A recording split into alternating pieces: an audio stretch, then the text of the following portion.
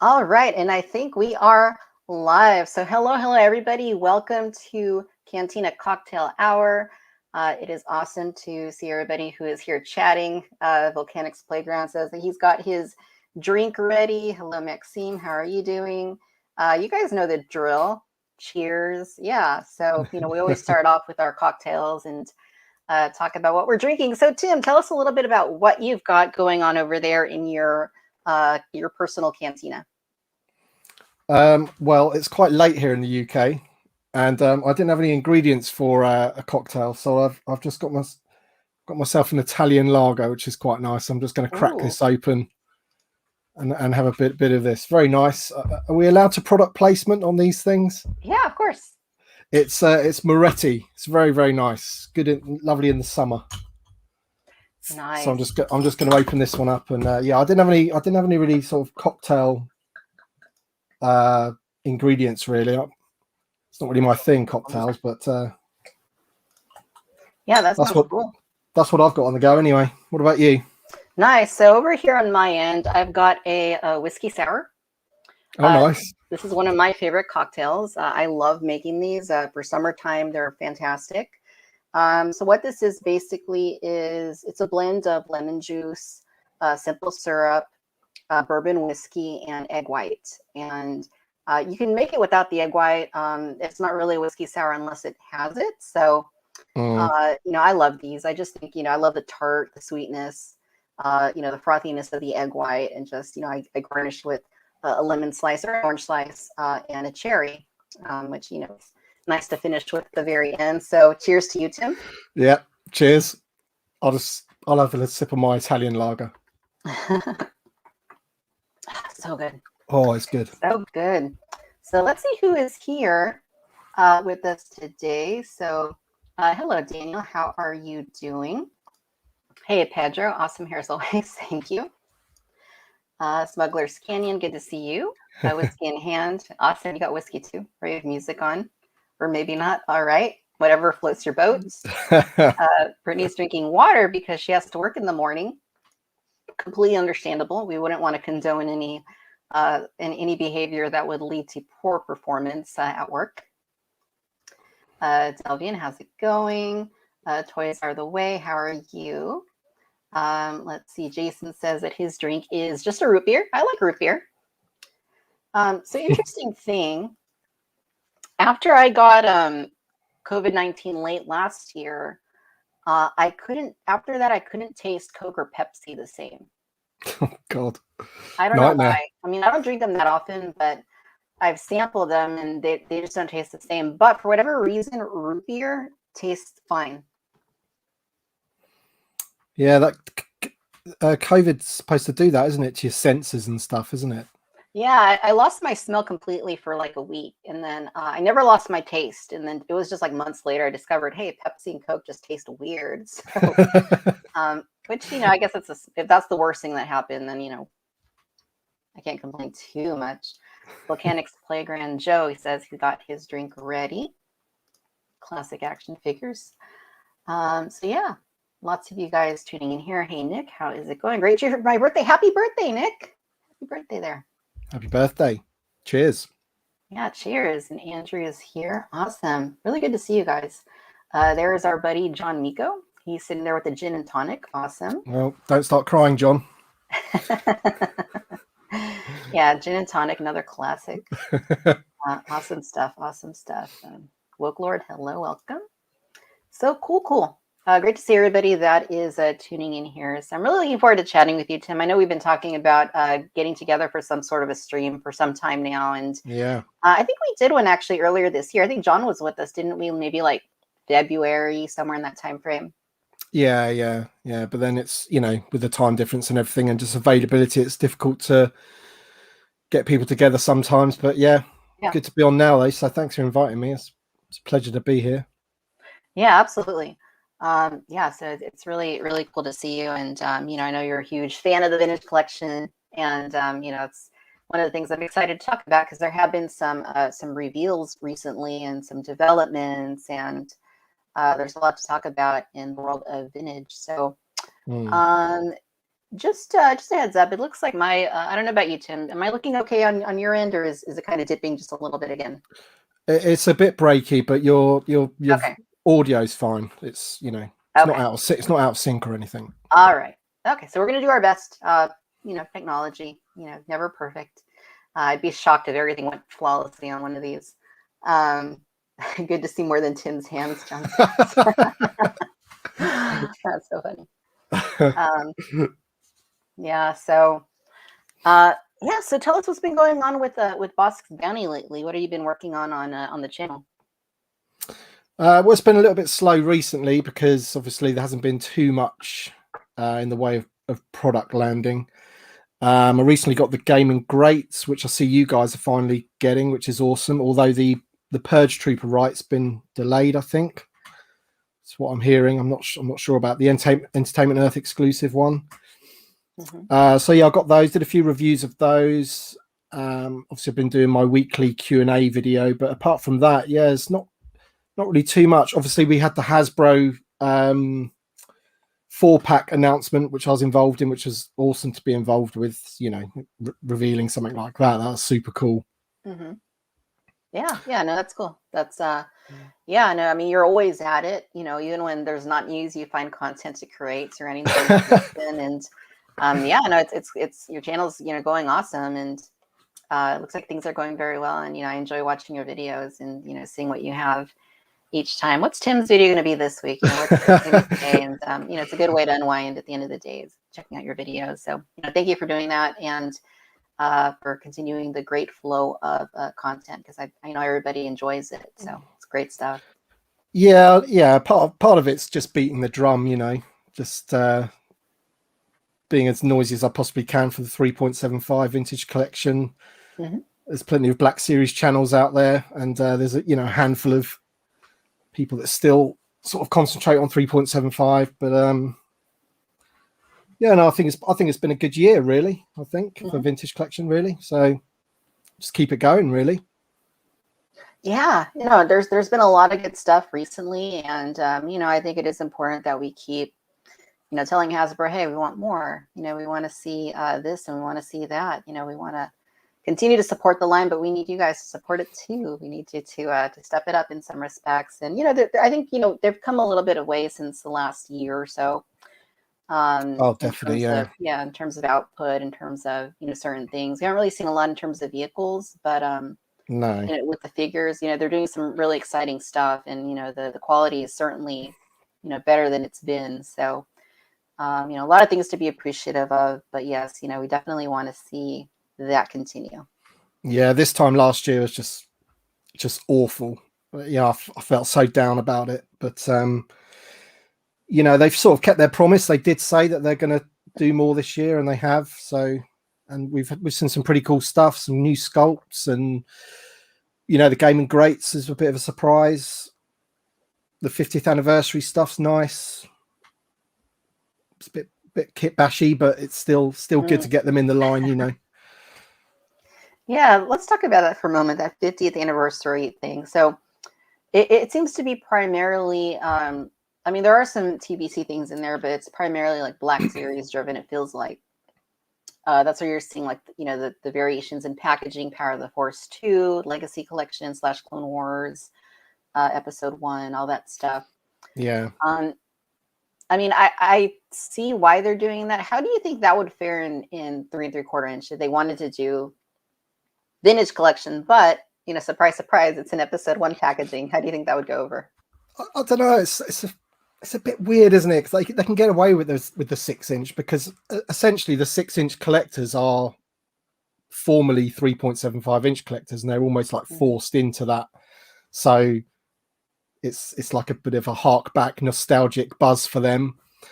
I must admit, I look at it and I think, oh, you're kind of using a 3.75-inch theme to push your Black Series a bit, and that's fine, Yeah, I'd be okay with that if we had some of those old packages and everything. I wouldn't want to see new figures go in them. That's the thing. And then you got people complaining about repacks and stuff. That's the only sort of flip side of it.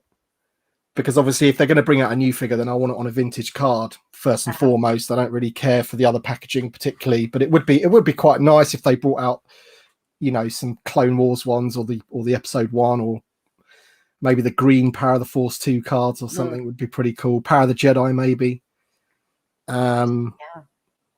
But it's some, you know, it'd be quite nice, but it wouldn't be, I don't think it'd be as a big a hit as it has been with the 6-inch, you know, because the 6-inch line is just boxes, isn't it? So to have them on those Clone Wars cards and the 40th anniversary cards and stuff is a bit of a sort of nostalgic thing for them, isn't it? Yeah, absolutely. And it's weird because, I mean, you know, it's all Star Wars. You know, the 6-inch stuff is still, you know, there's still Star Wars figures based on, you know, the same movies that anything else is based off of. But it's interesting when you see those throwbacks, because it's just, you know, they never existed, you know, obviously in that scale. In the old days. So it's just kind of a funny thing. I mean, I don't mind it so much. I think some of the figures are kind of cool. Like the ones Amazon's getting for the vintage repaints. Those are nice. But I get some of them. I'm not one of these people that sort of just says, you know, I'm 3.75 and that's it. I mean, primarily I am. I will get the odd Black Series one that I think's cool, but generally what seems to happen is that once that figure is then available in 3.75, the Black Series one, I sort of lose interest quite quickly with it, and also they don't really sort of fit in with the rest of my display and collection and what have you. So I do have a place for them, but yeah, I'm very picky and choosy about which ones I get. Yeah, absolutely. Whereas the vintage collection, I'll just get everything they make 2 or 3 times over, even. Yeah.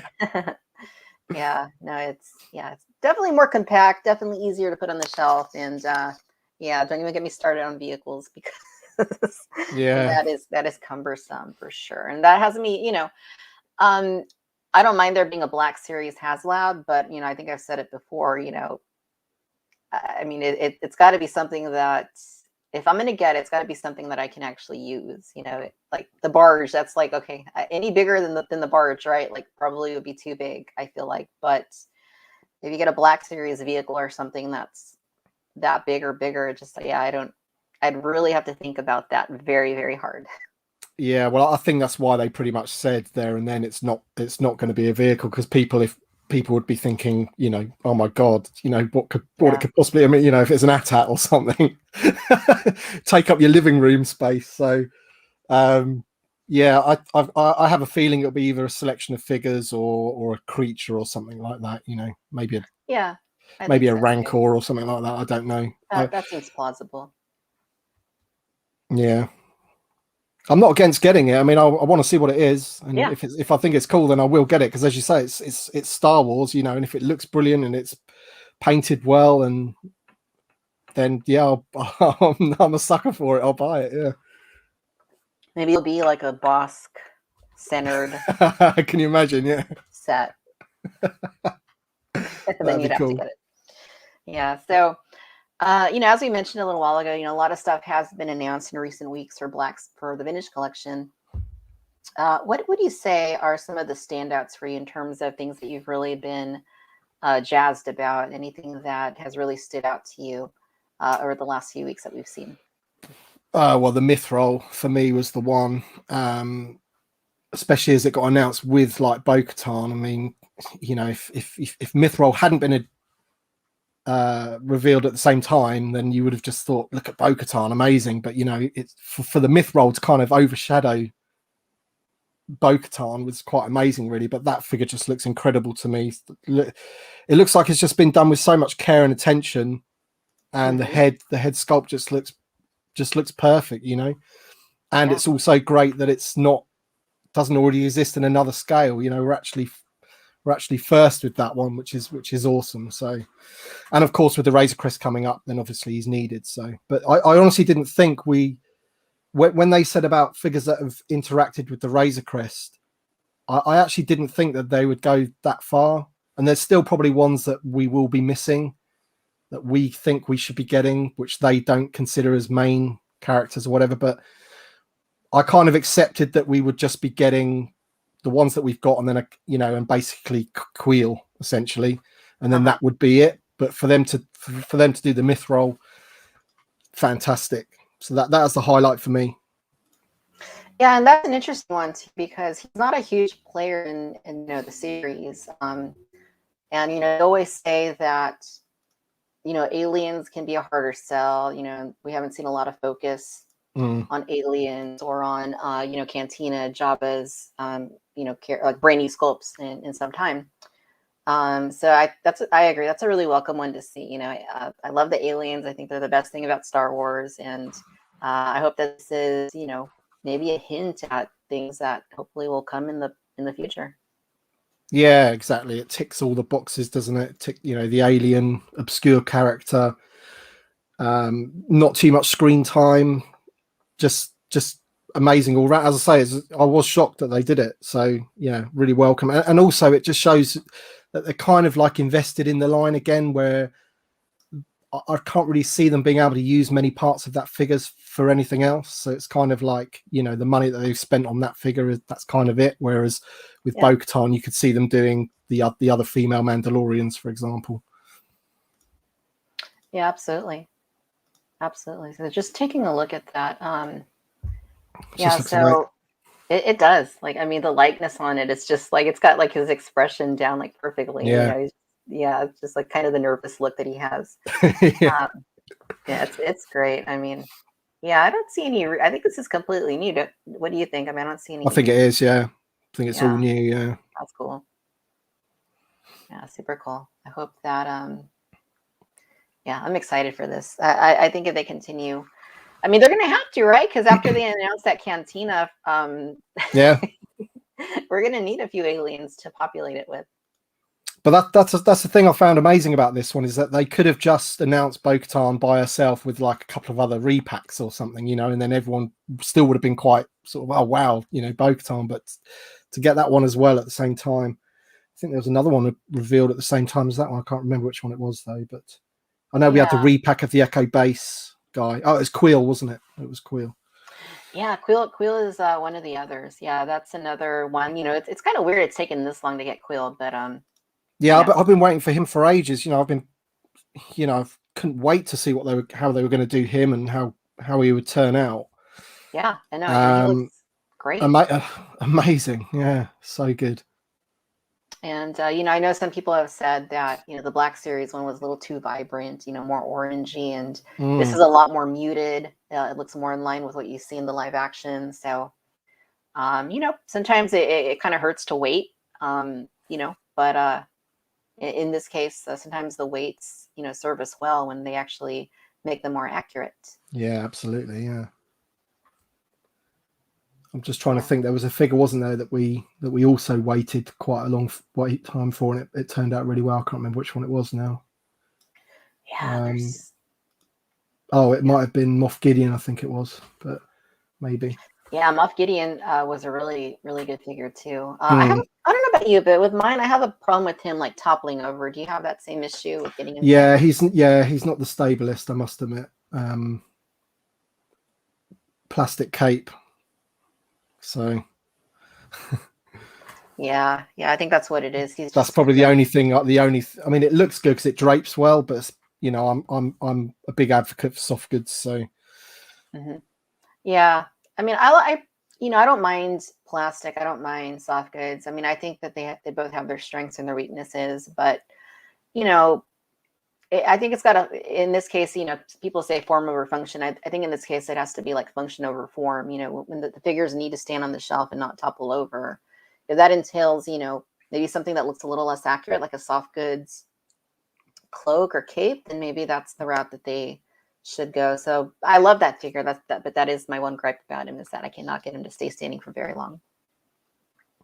Yeah, and as good as the new Boba Fett is, I had a bit of trouble with him as well, especially with his jetpack. He you really need to get those rocker ankles correct for him to stand up. But I've never been the greatest at posing my figures, but I don't know. I just haven't really got the sort of patience for it to get it perfect. But right, yeah, that's I've had that issue too, and I think it's the same thing with the Black Series, the deluxe Black Series Boba, and I think what it boils down to is like the feet are just a little small. Yeah, on both versions, and we like accuracy, but again, they need to be able to stand. That's like at its most basic point, you know, the figure should be able to stand without falling off your shelf. And, you know, make the feet a little bigger. It's going to mean that he's never going to fall off and commit shelficide, as I like to call it. You know, I'll accept that sacrifice. Yeah, and also I've noticed that the peg holes is like there's not really much point to them because the stands that I've, you know, they're just not deep enough. Some of the figures just, you know, why have the peg holes if you're not going to make them deep enough?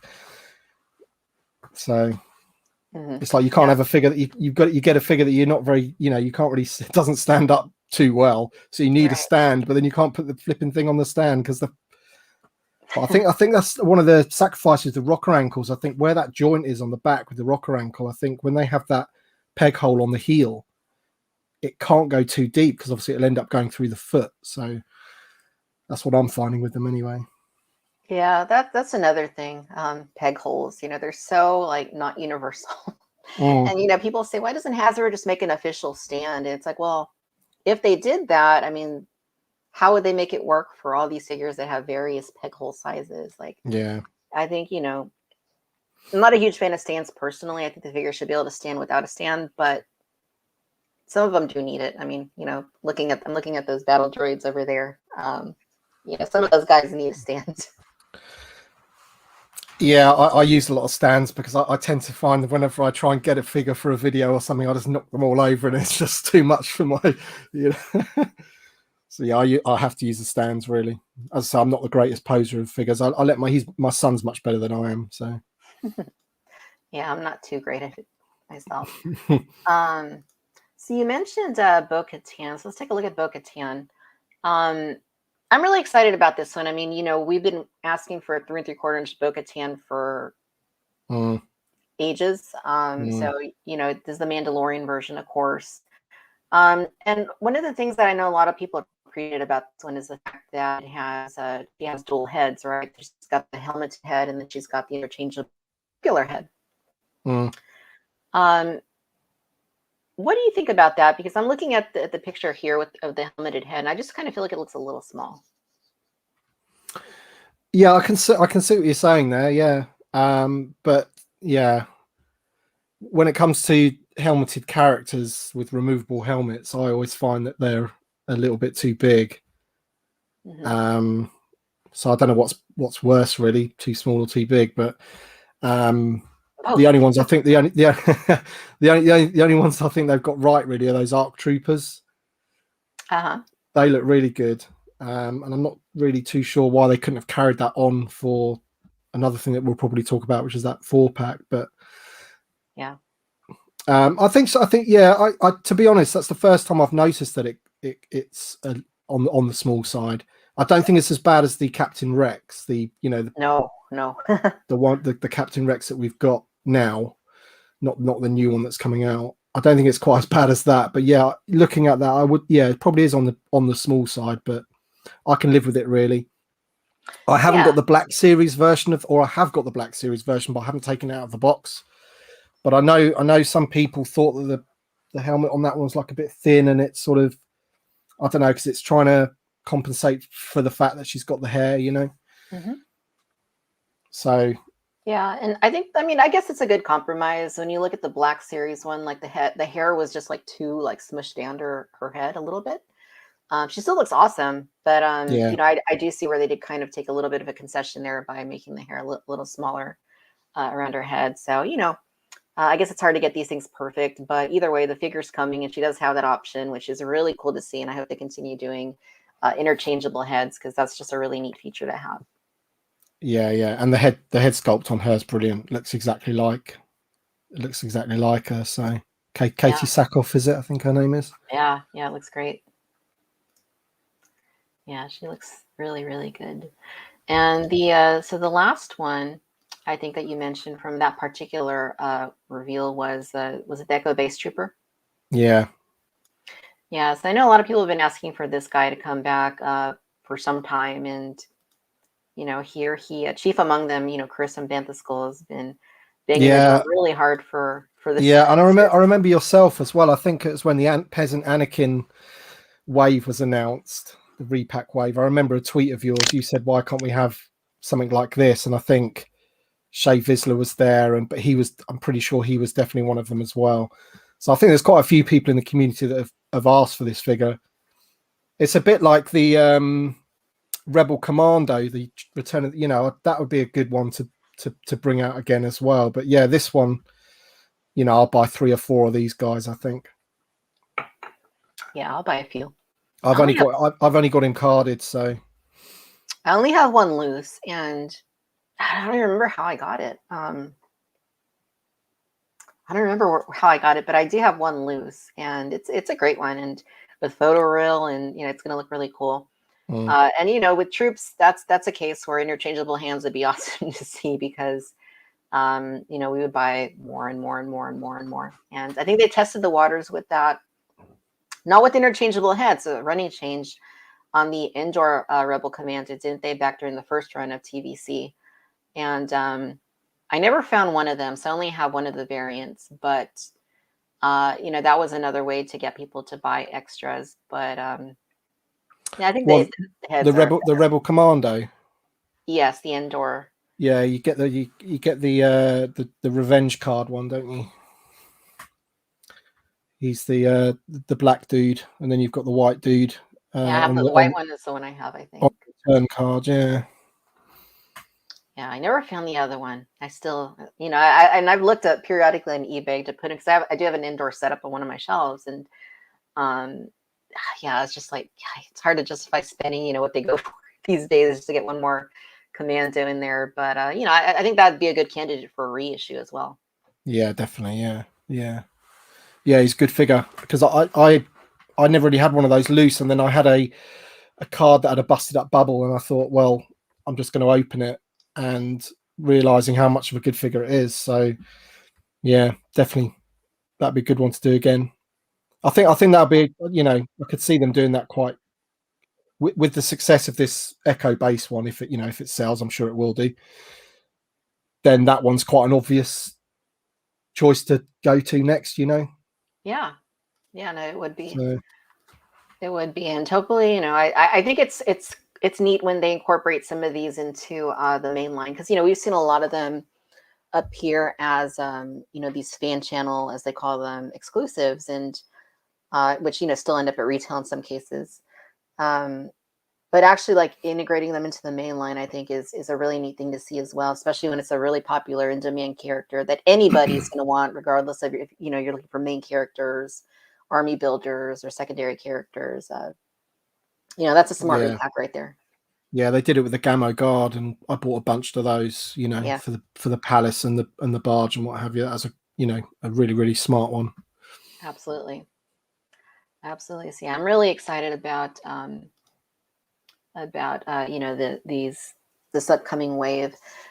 Speaking of, we talked a little bit about the 50th figures. I think you've already reviewed, haven't you, all the latest 50th for Return of the Jedi?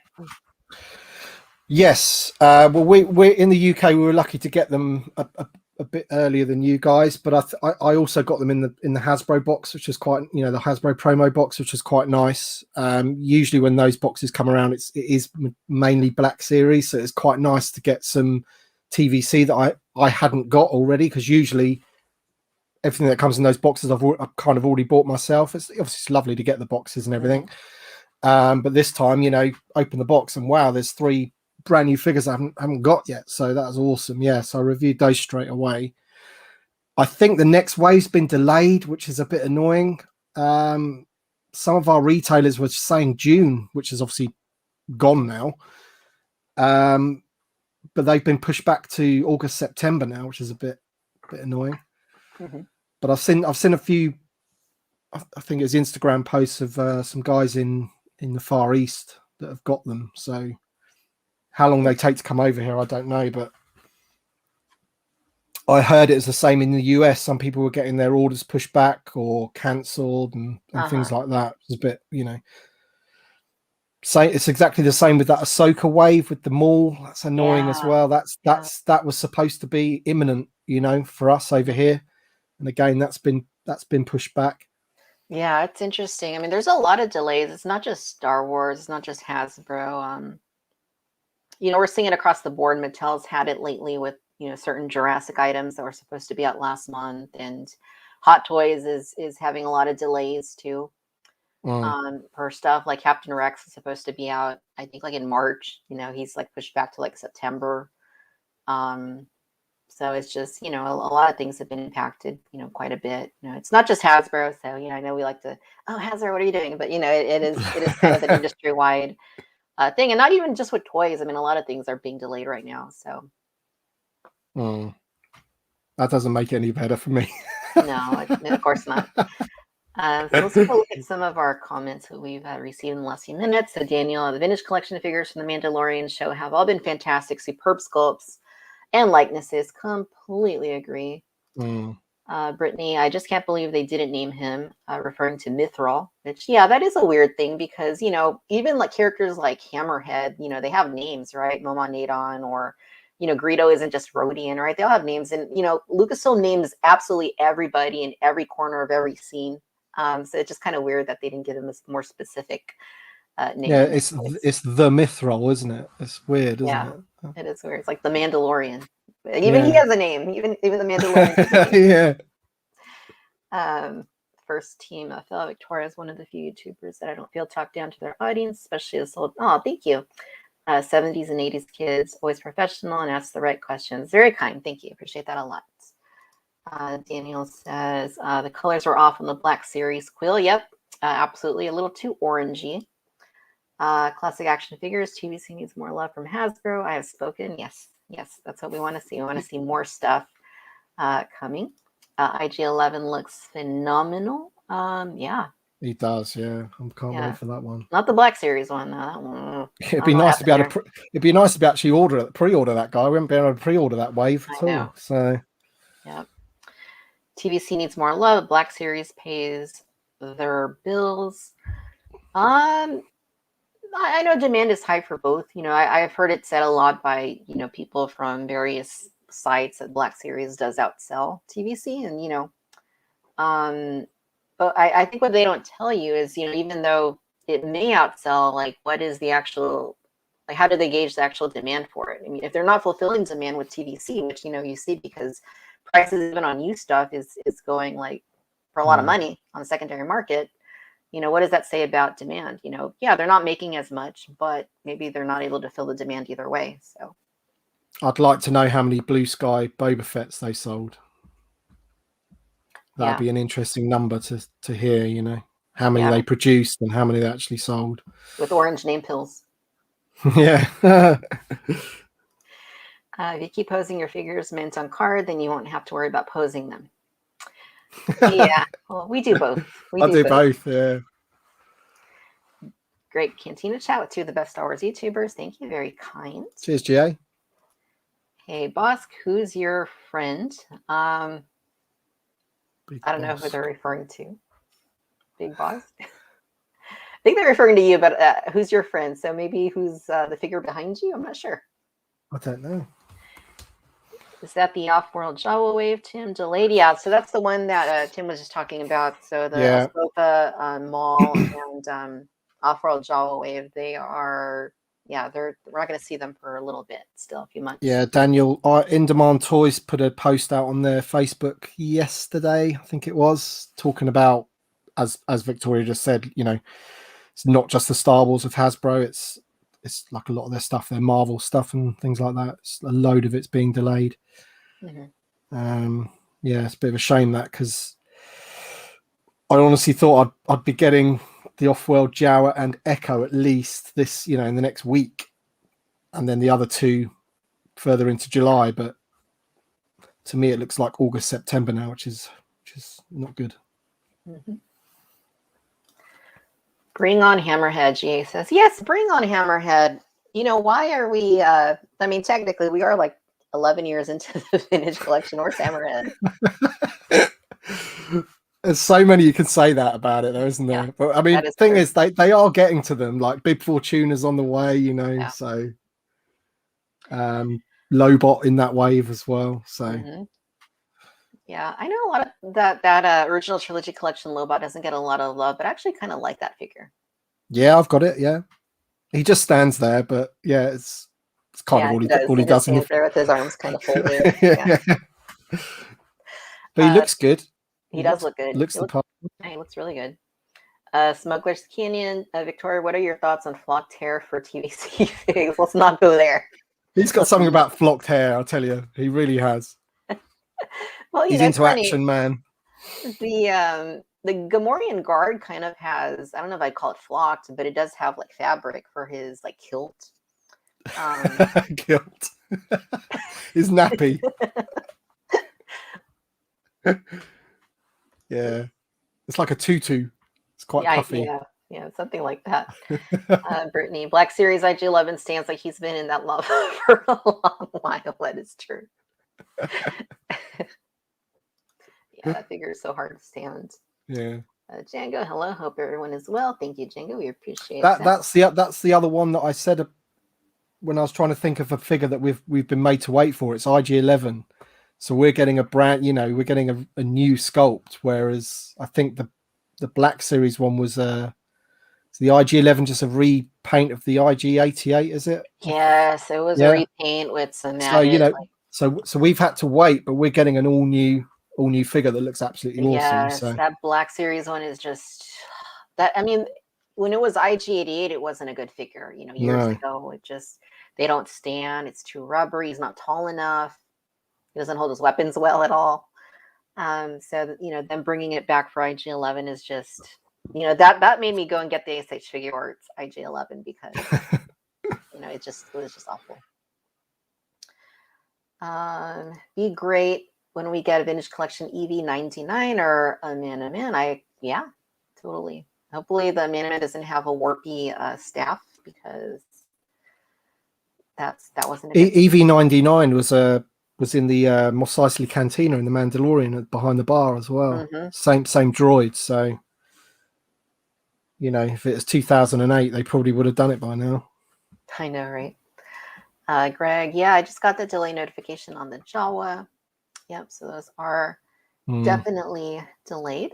Colin, any thoughts on repacks getting their own SKU? Will that really help bring more product to retail? I don't know about that. I think the ones that are getting their new SKU, and Tim, correct me if I'm wrong, is the fan channel waves, right? They're changing the SKU so that they don't end up at retail. Yeah, so that, I mean, it's different over here, but I guess it's so that the retailers don't end up ordering loads and loads of that, and then it ends up peg warming, and then there's no room for the actual proper waves that they should be stocking lots of. Yeah. Mm-hmm. So separating the SKUs will hopefully solve that. Yeah. Hopefully it will. I know a lot of them were making their way to stores, but they weren't really lingering too long, at least here. Like especially the Clone Wars wave with Anakin, Obi-Wan. I forget who else was in that wave. The one that wasn't supposed to hit stores, I think it was Maul and Wicket. Like those did hit locally, like here in San Diego, but they sold through really quickly. Like they didn't linger at all. But the peasant Anakin one, I know we always joke about that wave, but that was the first wave to start hitting like our retail shops again. We haven't seen TVC in the shops for years, and that wave was the one that Smith's, which is our biggest toy store these days, is, now we haven't got Toys R Us, and you can go in there and they still got them there. It's a bit depressing because it's like what a wave to sort of start off again, because I think Smith's got a little bit burnt with all the Last Jedi stuff and Rogue One 5 POA figures. You could get them for £1 basically towards the end. Yeah, here too. So like that shop, you could go in there for the last 2 years and find nothing Star Wars, nothing at all. And then recently they've started to pick it up again. Black Series are in there again, and then the TVC, and as I say, that when you see Anakin and Padme on there, you're just like, oh my god, I really hope you just don't think that that's how it's going to be. Give it a chance. Because if you put the Ahsoka and Maul wave in there, my god, so and that's funny because, and I talked about this recently somewhere, but Clone Wars is like sells. Like, it doesn't matter what scale it's in. Like, people, like, demand for anything like Clone Wars related is like at an all-time high, I feel like. You know, you're talking about the Ahsoka wave, you know, Ahsoka, Maul, you know, the repack wave that we had last year. And then, you know, like the exclusives for Black Series, like that was probably the most that I saw last year, like in demand, like wave that people wanted, and it wasn't distributed very well at all by, you know, here in the US Walmart. But the demand for those series, even like the current ones, like Asajj Ventress is, you know, has been, I haven't seen her a single time. Just from what I've heard from other people and like what I've seen, like with you know, stuff that sells on you know, Amazon or wherever, like these Clone Wars figures never stay in stock. They're like, the demand is there. So I think they'd be wise to continue focus on Clone Wars in both scales.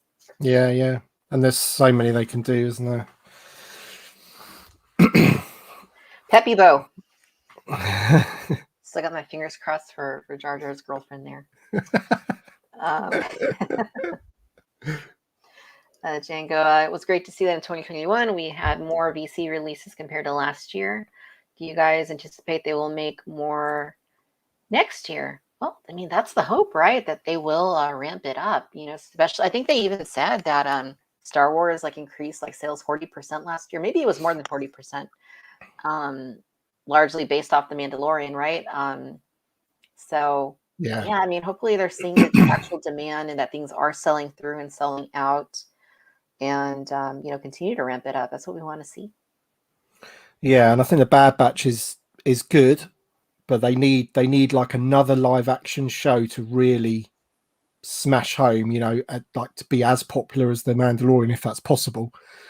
You know, if Kenobi, I think Kenobi might be just like a mini series. I'm not too sure. I don't think it's got as many episodes as The Mandalorian, maybe. But if Andor and Kenobi, you know, are anywhere near as good as The Mandalorian, then that's going to be only good for everything, really.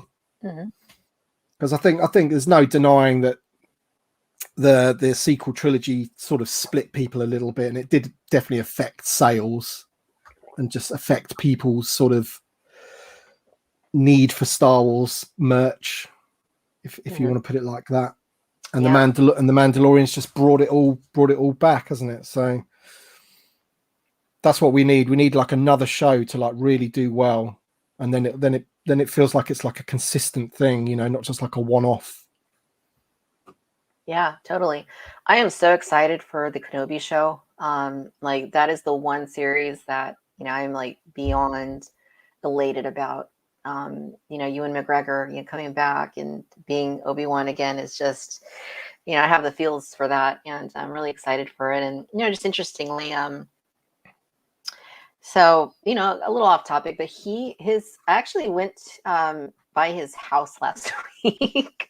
So I was in LA last week for a couple of days, and you know, drove up there, and you know, I do this thing every now and then. You know, I'm a huge Marilyn Monroe fan, and you know, I go to all the, you know, to places that she, you know, lived at, or you know, had some sort of an impact at, and I just take photos and, you know, take photos of myself there and compare and things like that. And the house that she lived in is right next door is Ewan McGregor's house. So right, it's just an interesting thing. Like I told my husband, oh, that's Ewan McGregor's house right there. So 2 for the price of 1. It was really cool. Anyway. Yeah, he's great, isn't he? Everything he's been in, I think he's done some great stuff. Yes. And he was great as Obi-Wan. So it'll be really interesting to see like how old they make him, and because it's going to be right in between the two, isn't it? Kind of, I think, the timeline. But I think it's just a recipe for, you know, if everything should hit home with that show, because I can imagine a lot of it will be in like on Tatooine, so everything will be quite, you know, similar to what you're used to, and the world being, you know, not too dissimilar to what you're used to. So I mean, I'm not too sure if he'll travel off different places or whatever, but essentially his job was to oversee Luke, wasn't it, on Tatooine? So will it be his like adventures and what he gets up to on Tatooine, or will he have to go off to other places? I don't know, but I'm sure it'll probably start on Tatooine, you know? Yeah, I think so. Yeah, I feel like he's going to leave Tatooine. I feel like he's going to go on some sort of, something's going to pull him out of Tatooine Yeah.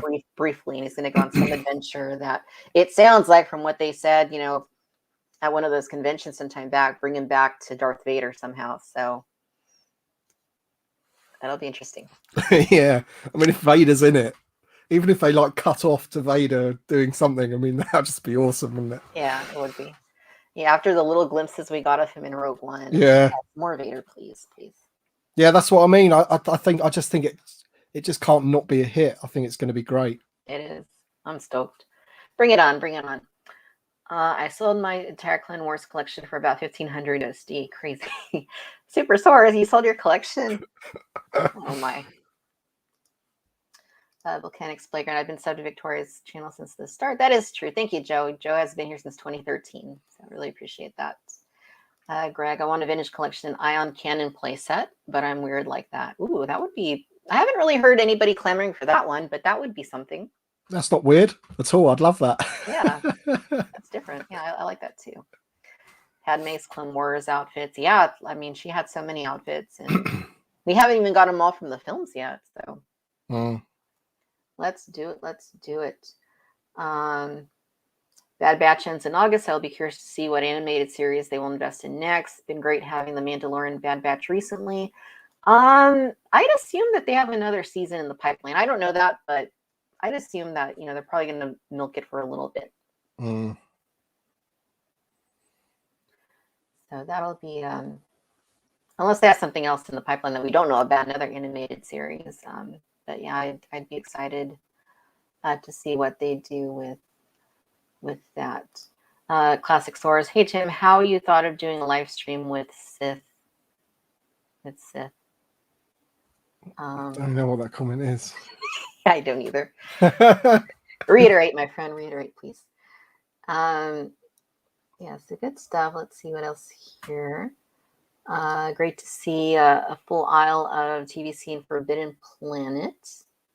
Yeah, Forbidden Planet over here is pretty much the only sort of store that's continued while other stores haven't. They're a little bit more expensive than other places, but and there's not many of them in the country. Maybe there's about 8 or 9 of them in the country or something.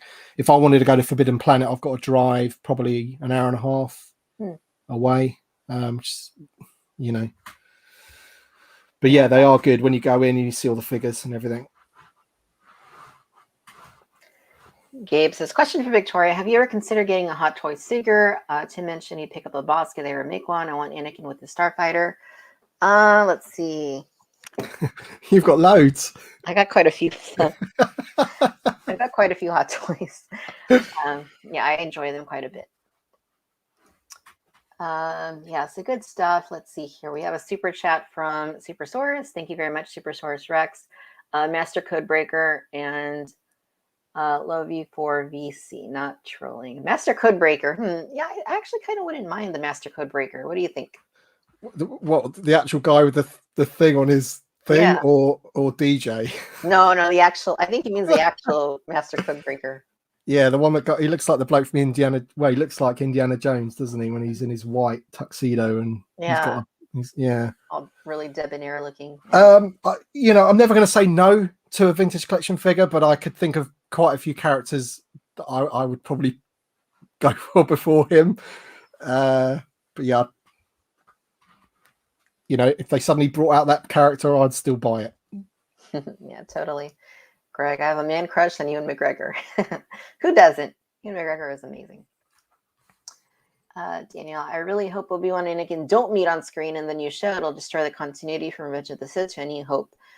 Yeah, you know what? I mean that's kind of a tricky one for me, because I mean, even like Lucas kind of did that, right? He kind of tweaked his continuity when he injected young Anakin in Return of the Jedi, when he made Obi-Wan not recognize R2. I mean, like things like that. Like, I mean, that kind of, that's not really a new thing. I mean, even with like the sequel trilogy, like Palpatine coming back, oh, he wasn't really dead. Somehow he returned. So I mean, yeah, I mean, ideally, I think like the Vader one though, it's because he kind of has a conversation with Tarkin, doesn't he? Where but you know, it's made out to sound like they think he's dead, and Vader only senses his presence when he's on board the Death Star. So then he says, you know, he's a presence I haven't felt since blah blah blah blah blah, and he has to almost convince Tarkin that, you know. And then when it starts kicking off around the Death Star, he says, "See, I told you, he is here," you know. So I can kind of see Daniel's point in that. It's like, you know, I kind of have it in my head canon that basically Vader thinks he's dead, and they're white. You know, the majority of the Jedi are wiped out. They've hunted them all down. They've killed them all. So yeah, I don't know. Well, it'd be interesting to see what they do. Yeah, totally. Luckily for us, Vader never finished that sentence. I haven't felt his presence since ... So we don't know. It could have been 10 years before A New Hope. Yeah, cool stuff. Jurassic Dave, I can't wait for new Obi-Wan figures. Yeah, I hope that they have things at launch. Don't make us wait. Like with Bad Batch, like, you know, here we are waiting, you know, for Hunter, for Tech, for Crosshair, for Wrecker, you know, for all of these characters, for Echo, that we'd love to see, you know, at least a couple out the gate, you know. And here we are with no announcements, no leaks, no anything. So I hope we don't have to wait a long time for Kenobi. I hope they have at least a couple, you know, out the gate. Yeah, hope so. And the Book of Boba Fett, forgot about that as well. Before that and Andor, it's a Book of Boba Fett, isn't it? So and I think the Black Series got the pipeline of the Nomad version, but obviously that's from the Mandalorian. But you know what's coming. You know, the Black Series will definitely get that rearmed Fett, won't they? Yes. I hope he isn't. You know, I hope we don't have to wait too long. And Fennec Shand as well. Yeah, because she's going to be a huge part of that show. So yeah, bring it. Let's make sure they're all ready to go at launch. Please, please, please. So yeah, let's talk about this this horror pack that was announced last week. So, this horror pack that was announced at like 6 a.m. my time, and was sold out by 8 a.m. my time when I was on my very first day of summer vacation, and decided to sleep in that day, and missed out on subsequently. So yeah, this is okay. So they are injecting some Bad Batch into the vintage collection at this point, and this is the very first item that we're getting from the Bad Batch. This is a 4-pack, and it has 4 distinct clones that we've never, other than Rex, haven't seen before in TVC. So new characters is cool. It's interesting. Tim, what are your thoughts when you heard that this particular set would be coming out? Well, it was quite funny actually, because we did a live stream the weekend before, and we were talking about clones, and I was saying that I'm not really a massive fan of VC45's sculpt. I kind of prefer some of the older ones, and I don't like the oversized helmet and things like that. And then this rocks up where they've basically used it 3 or 4 times. I think Rex is included in that. I think the body is VC45. I've always thought is that they're a little bit on the skinny side. Yeah. And because of that, the helmet is oversized, and because they're on the skinny side, it makes the helmet issue even worse. But I think, you know, I can't complain too much, because I love the packaging of these sets. I love the fact that you're getting 4 figures in the pack. I like the fact that one of them, Ballast, I think it is, I'd never even heard of him before. And when I got the press release for him, I was like, right, who's this guy? Maybe we haven't even seen him yet. I still don't think we have. The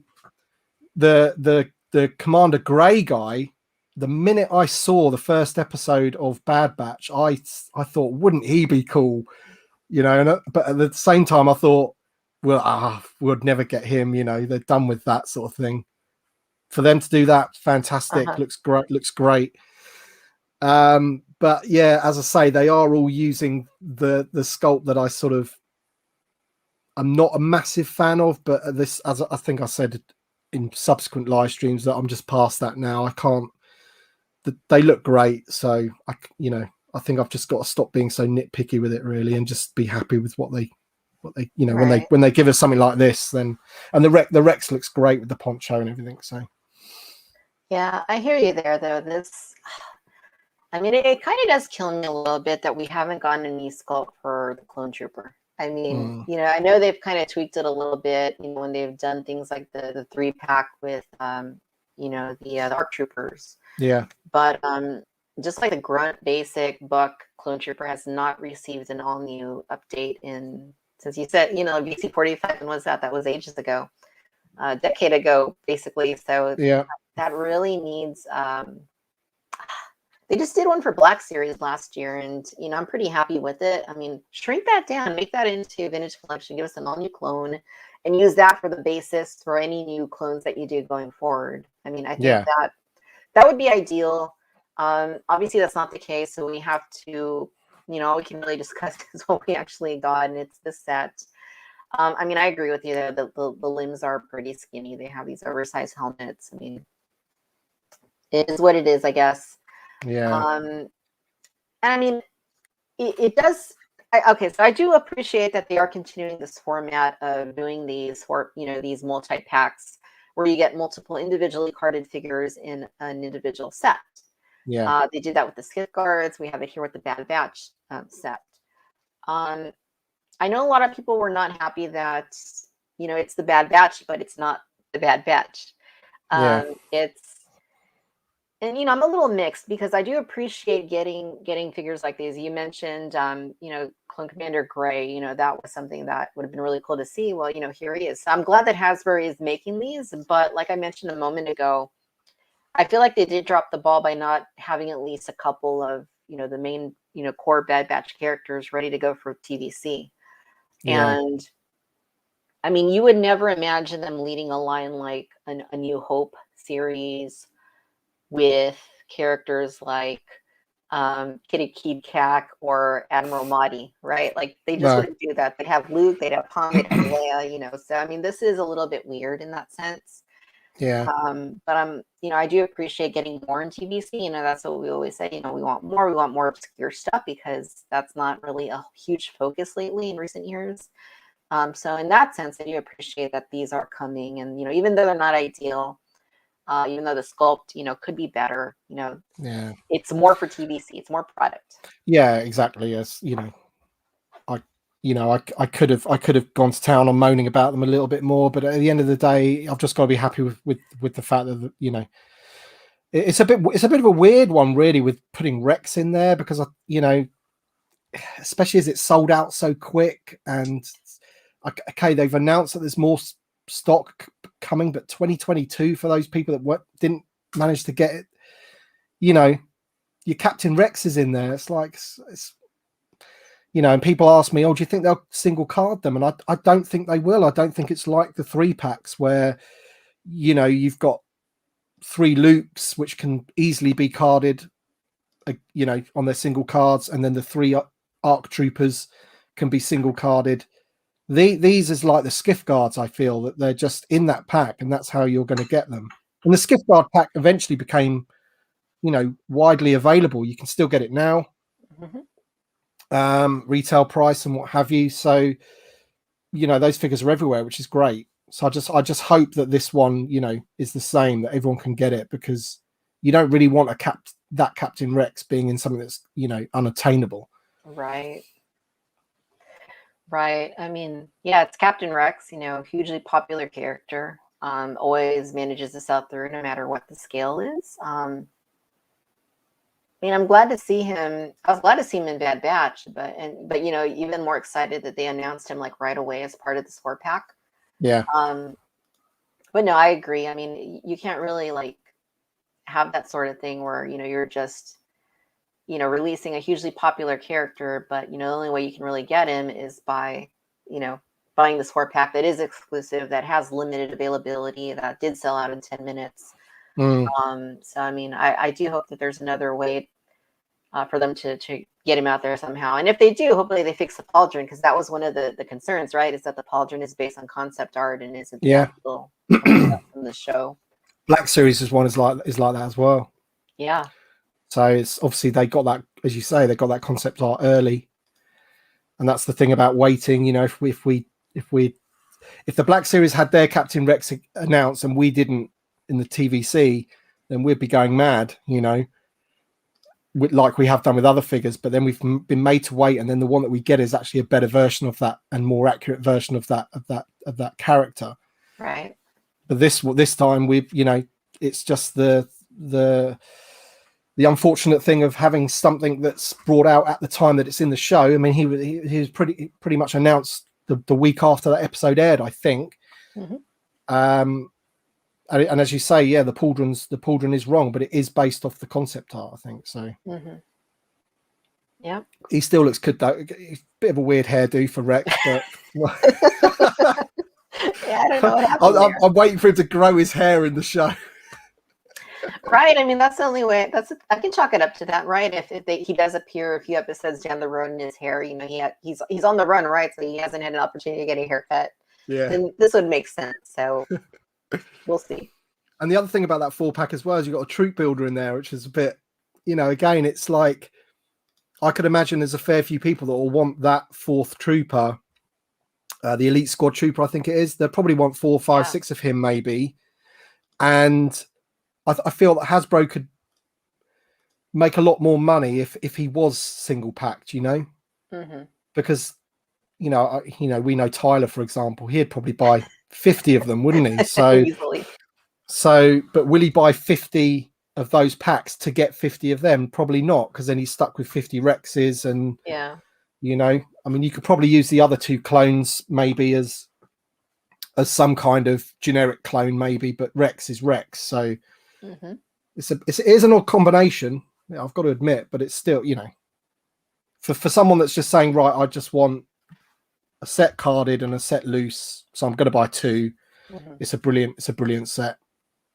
Yeah, no, it is, and I guess it remains to be seen too how many of these elite clones are in the Bad Batch. I mean, if it's only like, I mean, we had 4, right? Is what they started out with, and Crosshair killed one of them, and there was 3.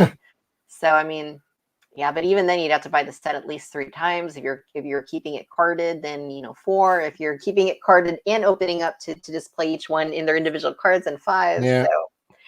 So yeah, not the easiest way to assemble a little, you know, collection of these guys for sure.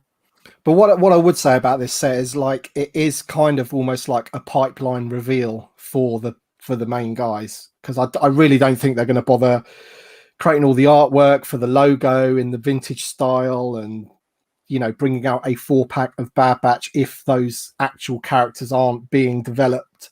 And I think we probably just haven't seen them because they're going to be, you know, newer. Hopefully they're going to be new sculpts. So, well, a lot of the figure will have to be for their individualities and stuff. So I can't imagine them not doing those. But yeah, as you say, it's a bit weird that they didn't sort of lead with those.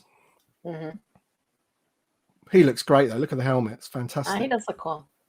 He's a little bit of a buckethead, but you know, yeah, he'll do. He is cool. I just have to ignore that now because I think, you know, as you say, it's, if you look at the VC 140 Stormtrooper, you know, how many times have they used that since they did that Stormtrooper? Maybe 3, 4, maybe 5 times, I think now. If they had an all new clone, imagine what they could do with it. But it seems to me that they're going with that. And, you know, there's so many clones that we still need, like, I don't know, Commander Bly, for example, in the vintage collection. And I've always worried that they would go back to this sculpt to do those. And then once you've got him, they won't do him again. That'll be it. So it'd be nice. It would have been nice if they had, as you say, given us an all new clone sculpt like they've done with the Stormtrooper, and then they could just use it so many times, make so much money. Right. You know, because I'd buy a 212th again, I'd buy a 501st again. You got the 332nd, Ahsoka clones. You know, that's one we need. That's a great example. When they come round to doing that for the Clone Wars, they're going to use that, aren't they? That's the thing, and that's the sort of depressing side of it. Yeah, I feel like that's something, you know, we should be kind of advocating for as a knee sculpt for this, because I haven't really seen that a whole lot. And I know a lot of people complain about the sculpts, but that's not really something I see a lot of people asking, like, when there's opportunities, like, hey, Hasbro, when are we getting a knee sculpt for this? I mean, it has been done before in years past, but I think, we really need to make a push for that again, because that's it's all about opinions, isn't it? Because I know Tyler, our friend Tyler, he's got God knows how many VC-45 clones in his army, right. And if they suddenly changed it and it looked considerably different, then his whole army of his collection's just completely out of sync with whatever comes next. So I think he's quite happy that they're continuing to use that. Whereas I don't really I have an army, but most of them are the Revenge of the Sith sort of, I call it the antenna mold, the one that had that removable antenna. Commander Appo from the Saga collection and things like that. Really, really good figures. They don't have removable helmets or anything like that. They don't have ball jointed hips, but they look good. The proportions are correct. That, in my opinion, anyway. Yeah, no, I agree. I think that's my favorite one too. Yeah, that Revenge of the Sith line was great. Do you remember, you mentioned Commander Bly, do you remember how they made 3 distinct Commander Bly variations until they finally got it right? Yeah. And then you can get the one with the removable helmet in the Gelagrod pack. Yeah. He comes in the Legacy collection as well. Those Clone Wars packages. Yeah. It's funny though. Well, actually, I don't think that is Bly. Actually, I think it's just a. That's right. It's just a regular. It's just a regular guy, but he has got a removable helmet, so he has got the clone head underneath. Yeah. Yeah, but they were persistent. They didn't give up. Hey, we got it wrong. Hey, we got it wrong the second time, but the third time they finally got the markings right on it. And it's just funny, like the history of that character. Even in Black Series, the Commander Bly they did initially was missing like the brown chin stripe. Yeah. And then they had to revise that. So it's just funny, like that one character, for whatever reason, they can never get him right. But he'd be great to go with the other ones that we've got in the vintage collection, wouldn't he? Yes, absolutely. So, yeah, great design too. I love Commander Bly. Yeah, so then we also have, you mentioned Clone Commander Ballast. And, this one's interesting because, like, Ballast is actually the name of a beer that they make at a microbrewery here in the San Diego area. Right. It's called Ballast Point. So I don't know if there's some some tie in there, or they just decided to name, if this word means something that I don't know that it means.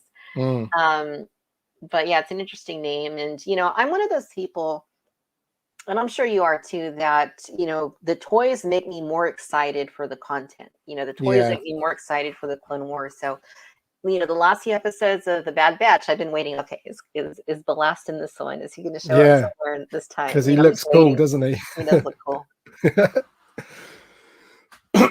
Yeah, we could see him. Yeah, he's a neat design. And I mean, the other guy, Gray, I mean, that first 20 minutes of the first episode of Bad Batch was just incredible. Really, really good. The whole Order 66 stuff and everything is so good. They nailed it. They did. It was really neat. Really enjoyed it. But yeah, no, the colors on this guy are cool. I mean, he's got kind of like more like an aquamarine sort of color that they utilized. And I like the head sculpt. I like how his hair is, different. It's unique. I don't think we've seen this head sculpt before, have we? No. Well, maybe. I don't know. It might just be the hair part of it. Kind of spiky. Changed. Yeah. Buzz cut at the sides. I like it. Good stuff. Yeah, so no, this is neat. I think, like we mentioned, it's cool that they're expanding the line a little bit more and kind of doing more peripheral type, characters that aren't, mainstream, characters. They're not like the main core group, but that's cool. I mean, that's, when we say more TVC, create more for this line, create the, expand the world building, because that's always been the, largely the point of 3.75 is the ability to world build with play sets and vehicles and, what have you. I mean, this is kind of what it's about is getting to those, tertiary characters that help to do that. But I do hope that before too long we will hear something about the main, core group of Clone Force 99, because I know a lot of people want those too. Yeah, yeah, and I'm hoping it'll be a case of the what we've been saying about made to wait, but they'll be awesome when we get them. So yes. One thing I think would have been cool is, for Black Series, I think they led with Hunter and Crosshair. If they would have done maybe like Wrecker and Tech in Vintage Collection, that would have been a neat little thing to see. Just the different characters and kind of an entryway. Kind of sad, you're collecting both scales.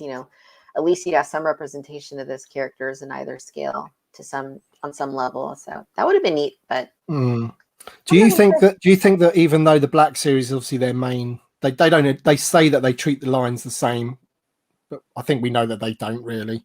Do you think that even though the Black Series is like their main thing, that they sometimes use it as like a testing ground for what they might do in the Vintage Collection? Because it often seems like for example, the Carbonized, the Gaming Greats, it's like those things happened in the Black Series, and I've heard Patrick sort of say, oh, and that was really successful in the Black Series, so we thought we'd do it in the Vintage Collection. Do you know what I mean? It's almost like, I don't know whether there's like less risk for them to do something in the Black Series, maybe, I don't know, but that's what it seems like to me anyway. I don't know about you. Yeah, that's a good point. I just kind of feel like that in some respects, like they test things out in Black Series to see, how well is this going to do? The Clone Wars that we talked about earlier, Black Series Ahsoka, that wave with her and her, was it 332nd like contingent of clones, and the two Mandalorians. I mean, we didn't see Ahsoka in TVC. She was announced maybe like 6 months later.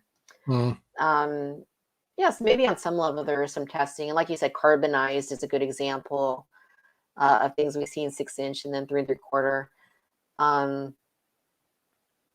So yeah, I guess I wonder if that's a good thing. Testing it out in Black Series before. I know, yeah. We don't want to see sales suffer in TVC because that's not good. So maybe it's a good thing. But like sometimes I think some things don't need testing out, like the Bad Batch. I don't think you really need to sort of go, let's see how well these sell in 6-inch to whether we feel it would be worth doing in, because they're just going to sell in both scales. The 332nd clone. Come on, in fact, I'd go as far to say you would sell more units of that clone in 3 3/4 than you would in Black Series because of the whole army building concept of it. Oh yeah, absolutely. Absolutely. So I'm amazed we haven't seen that one yet, to be honest. Yeah, no, that too. More Clone Wars, more Bad Batch. People want these, and that's not even speaking to the Rebel stuff that has never made into TVC. So, but that's I think they feel that they probably missed the boat on it. It's not current enough anymore for them to do it. Yeah, I agree. The Black Series ones are so old now, and then obviously just to repaint them and give them a bit of a spruce up isn't really too expensive for them for them to do and make them a ton of money because everyone's just going to buy them again. Right. But to actually, all of those figures would probably have to be new sculpts for the TVC, wouldn't they? So I don't think we'll ever get those. Well, never say never, but I can't see it with all the new stuff that's coming up.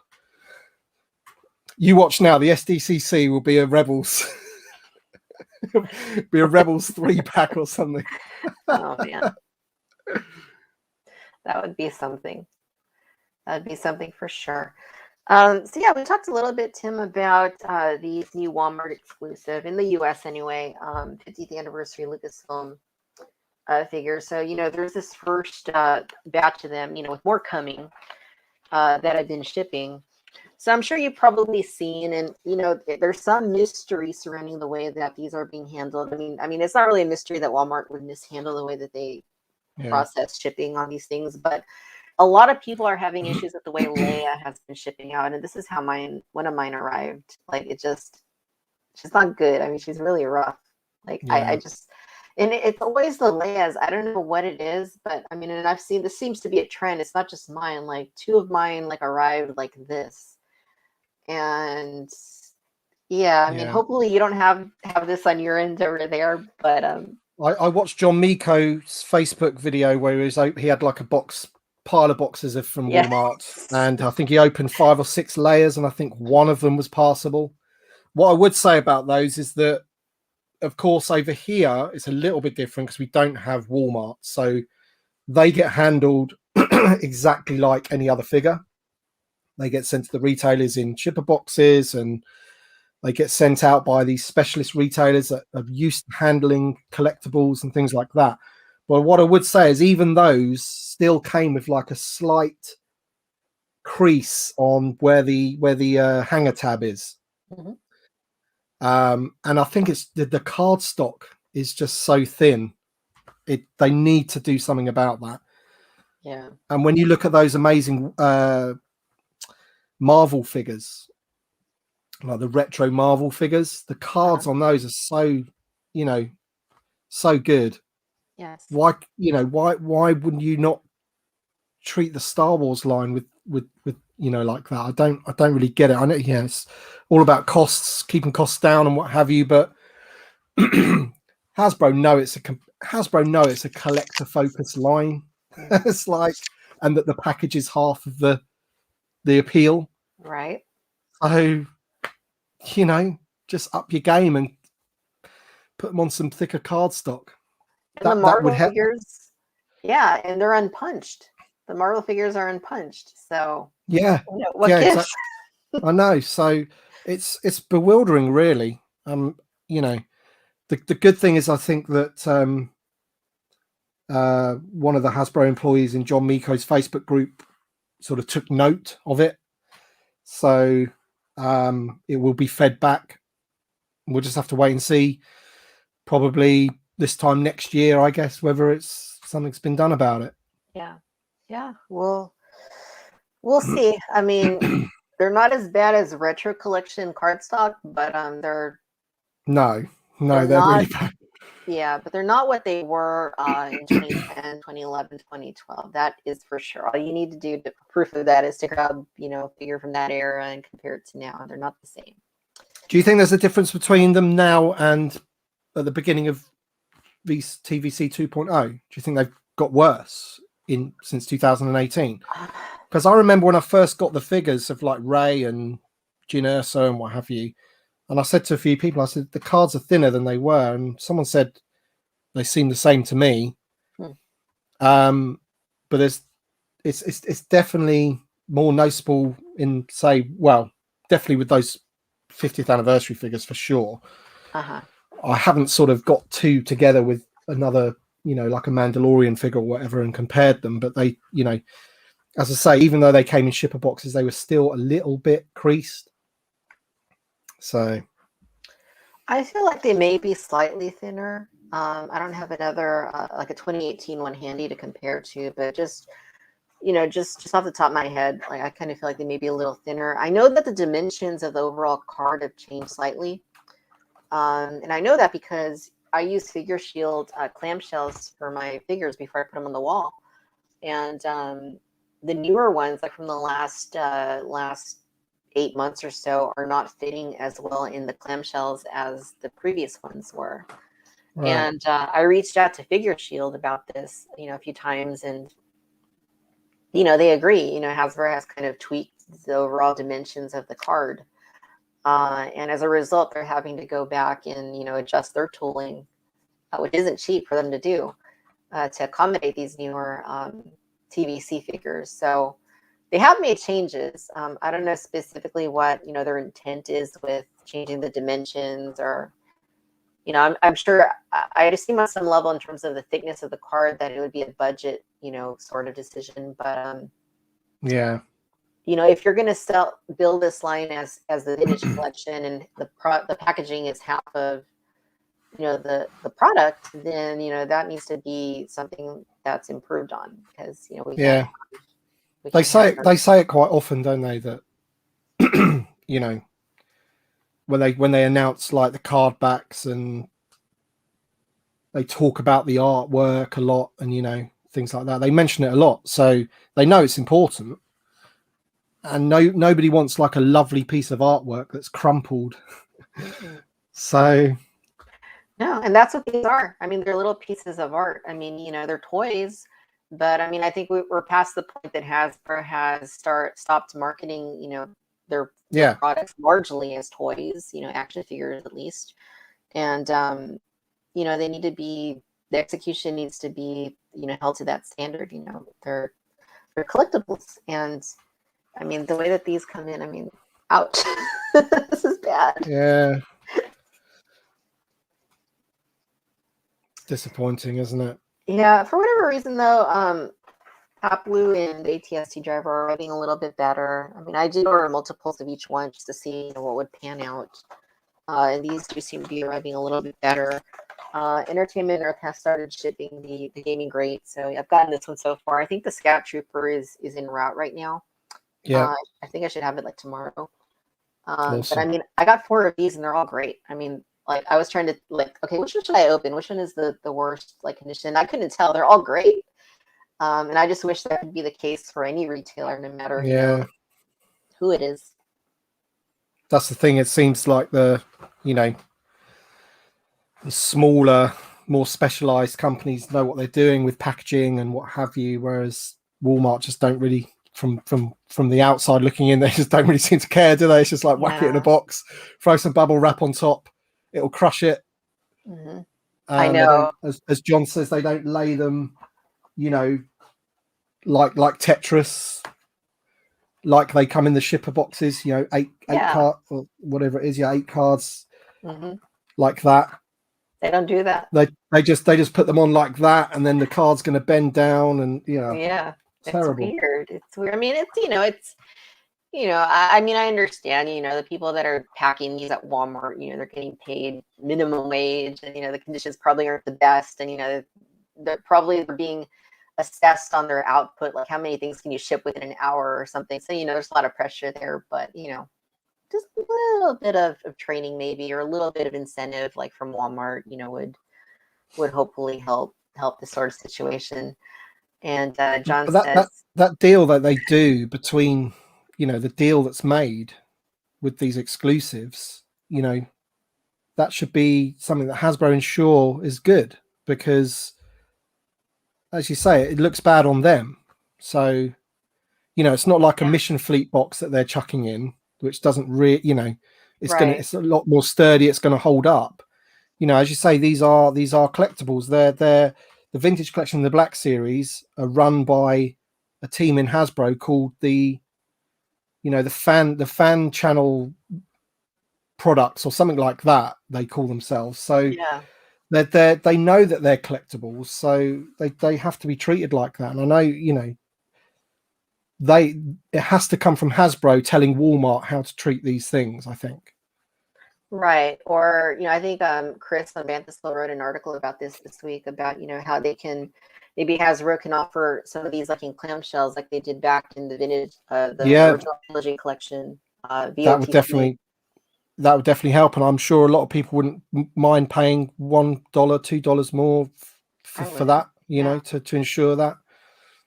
Yeah. And, I know some people are loose collectors, so to them, none of this matters at all. But again, Hasbro is saying, this is part of the product. This is part of the appeal of the packaging. So if that's the case, then you got to ensure that it's arriving to retail and to customers, in an acceptable fashion. And the way that these are arriving, just like John says right here. What about Taco Victoria? That was last year with the retro collection. Yeah, it was like folded in like a taco shape. I don't know what happened. Yeah, I remember that. Yeah. Those are awful. Those are terrible. And the one I ultimately ended up getting a set that are somewhat acceptable. So, they're in the clamshells, they're on the wall, but if Entertainment Earth or somebody picked them up like at this point a year later and said, hey, we're going to sell them by the case, I would still buy a case to get better samples of them, because, I'm not completely happy with what I got. And, that's part of it, I guess, is, being content with everything you're collecting. And if you're not quite able to get that because the shipper isn't able to provide you, an acceptable condition, then, it's kind of hard to be completely content with it. And you shouldn't be, you shouldn't have to be content with it. I think everyone understands what you're buying, except for Walmart, maybe. Yeah. This is what I'm saying. They kind of need to be educated on what these things are, you know, and part of that deal of having this sort of agreement between the two people, you know, packaging and distribution needs to be part of the discussion, I think. Yeah, absolutely. Absolutely. So let's take a look at some of the comments here. Jojo Jedi says, sending love from Singapore. Great content from both of y'all. Would HasLab do a crate dragon? Really want a proper Ewing with sliding side doors. Tim, have you considered collecting 3 3/4-inch Jurassic? Ooh, I'm interested in hearing the answer to that question. No. Jurassic Park came out when I was, I'm trying to think, I was probably about 18, I think. So I was part, you know, I was at that age where I was going out for drinking and whatever, and I wasn't really sort of into. So it was a wrong time for me. But I do often look at because they're made by Kenner, weren't they? The original, the vintage ones, the first ones. So I like anything Kenner.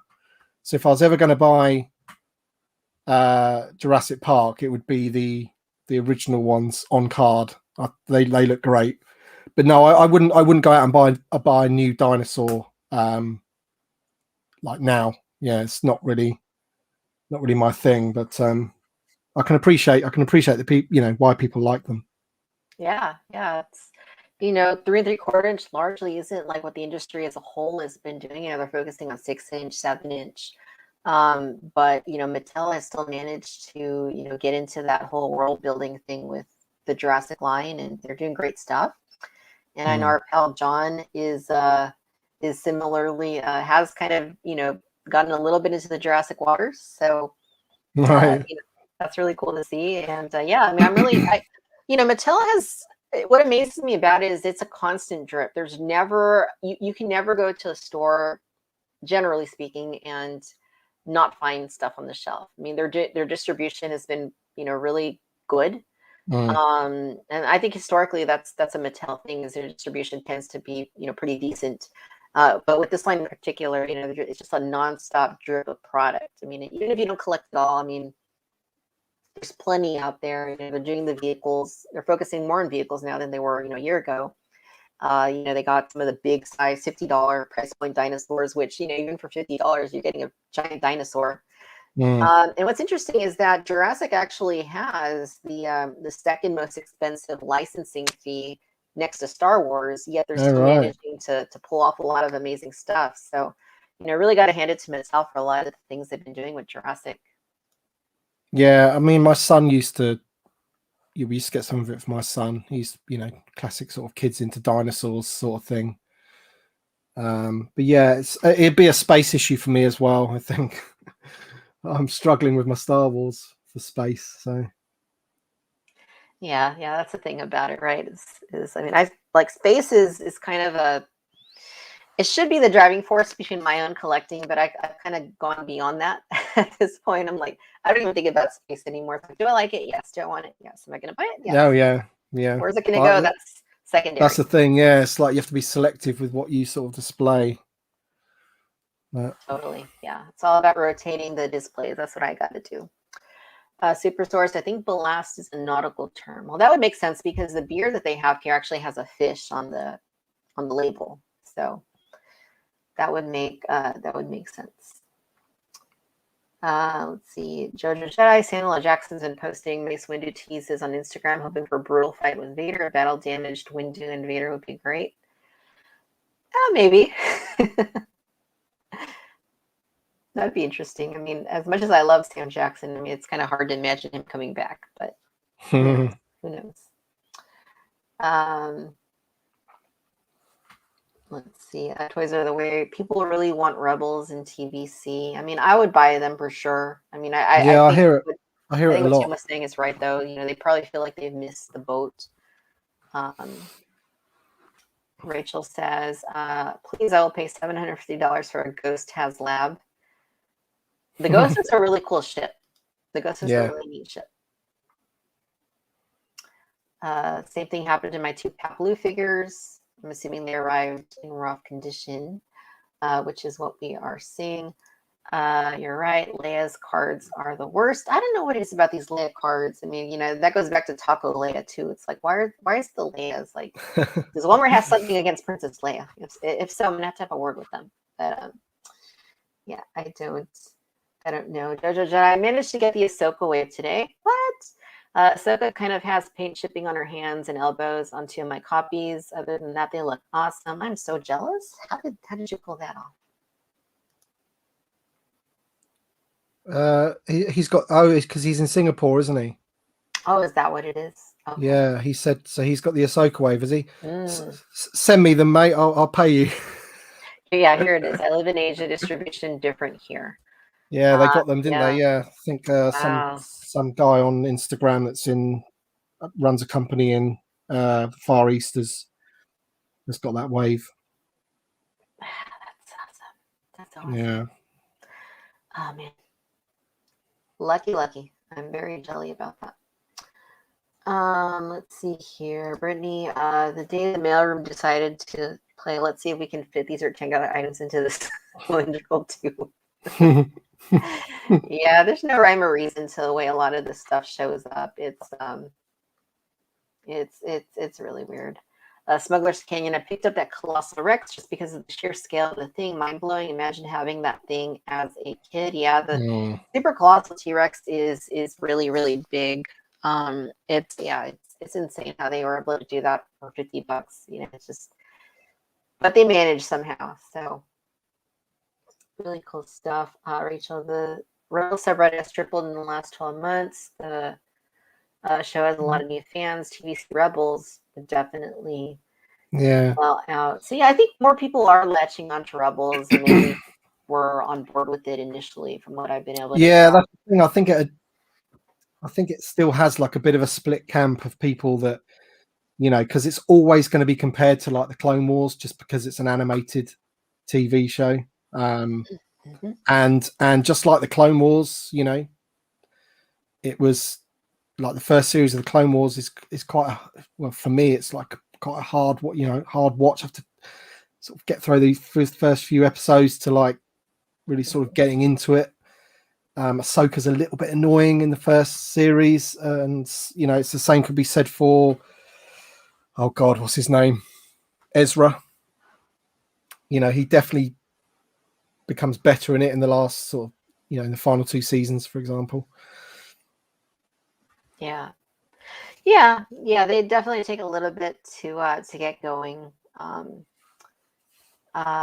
Both do have a huge following at this point. Especially Clone Wars. Is like I said earlier. Anything they want to do in Clone Wars, regardless of the scale, is going to be a hit. I mean, that stuff just I think people that were maybe kids, back when that came out, have now come of age, and now maybe they're getting to collecting, and that's what really like they're drawn to that, and people that collect it all, obviously they're going to be drawn to that as well. So, I do hope that they continue to focus on their mechanics. Playground Star Wars rule: if you fall in a hole as you die, you do not die. Equals Boba Fett, Maul, Palpatine, Luke's hand. Quite true. Yes, that is it's a good point. That's a good point. Although I think the Luke's hand thing is a little much even for me. So, Classic Source has a question for you, Tim. Have you ever thought of doing a live stream with Sith Lord 229? I've never thought about it, no, but Sith Lord, that's Steve, right? Steve, yeah. Yeah. Never been asked. Never been asked. Classic Source. Yeah, no, Steve is really cool. He's been on Cantina Chatter a number of times, and he goes back a long time on YouTube, so that'd be cool. I'd watch that. Well, yeah, no. So, Tim, we've been going over an hour and a half at this point. Anything else you want to mention in regards to the vintage collection? Anything you'd like to see? Anything that any other points you wanted to bring up regarding this line that we're all so excited and passionate about? Well, just that I hope the following that it has continues to increase, because I really do think it has increased in the last year, maybe. That obviously does help when the product is better and things come out more often. Yeah, I think this year's been good because I like the spread of what they've done. They've given you a bit of OT stuff. Admittedly, some of it is kit bashes for the exclusives, but at the same time, we're getting the Lando looks great. And to me, it shows that they are listening for things like that, because Lando is something that everyone, I think, including myself, have banged on about, saying, that Lando that we've got at the moment. Actually, I've got one here. Actually, funny enough, this one, it's terrible. So, and when was this? 2004, the trilogy, is it? So. Yep. It's one of those ones, and when they brought that playset out, it made it even worse for them. But because they're addressing that, it does show that I think they're listening. And Bib Fortune has been talked about, and he's coming. So we've got a bit of Bad Batch stuff, a bit of Clone Wars stuff, lots of Mandalorian. So yeah, I mean, they are playing catch up a little bit, but I think as I say, the future is bright. I think. Compared to where we were last year, anything is better than where we were this time last year. Because I remember we got a reveal of loads and loads of Black Series. I think there was like 40th anniversary and loads of cool stuff. And we got Luke Skywalker in Stormtrooper outfit, which was a repack from the Jedi Destiny 3-pack Lukes. And I was just like, this just isn't on. It feels like it's dying, and you're almost going to let it die. So if you look at where it was then to what it is now, I think everyone's got to be kind of happy with that. And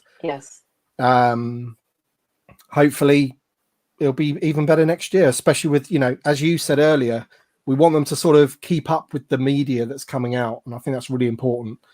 And Disney's going to be throwing at us new stuff thick and fast in the next 2-3 years. So Hasbro they've got to keep up. It'd be interesting to see what they do, whether we get 2 figures from this, 2 figures from that, or if we get 5, 6, 7 figures from this, 5, 6, 7 figures from that. Be interesting to see. Yeah, they've definitely got to keep up, and all the content that's coming is, they've got to have a couple of things at launch. I understand the secrecy and the wanting to preserve, what's going to have the plot and everything, but there needs to be some tie-in that's done on a satisfactory level. I mean, otherwise, because it's it becomes like it really kills the joy out of it. When you don't have somewhat of a tie-in, with the toys. And like I mentioned earlier, for me personally, the toys have always been something that have made me more interested in the film or the character, to see what's going to happen. And that's not huge focus that we've really seen in recent years. So I do hope that they find a way to kind of balance that out. To maybe don't do like super secret elements right away, but at least have some of the main players ready to go when these shows launch. I think that would go a long way with collectors. Yeah, absolutely. I mean, obviously, when you get an OT figure, it's 40 years old, that character, and we know it's not current, but when there's like something new and it's on our screens and we've never seen it before, like Cara Dune, for example, as soon as you see her on the screen, you're like, right, I want that figure. So yeah, as I say, it'd be interesting to see with the Kenobi series, Book of Boba Fett, how quickly they react and how quickly they've got some of that source material, maybe for obviously the with the Book of Boba Fett, you've got Boba Fett and Fennec Shand. They were in The Mandalorian. They know what they look like, so they should be working on those already. We should get those when it launches, I think. Then it's just other characters that are in it. How quickly do we get those that we haven't seen yet? Yeah, totally. Get on, Hasbro. We're waiting for those. Yeah, come on, Hasbro.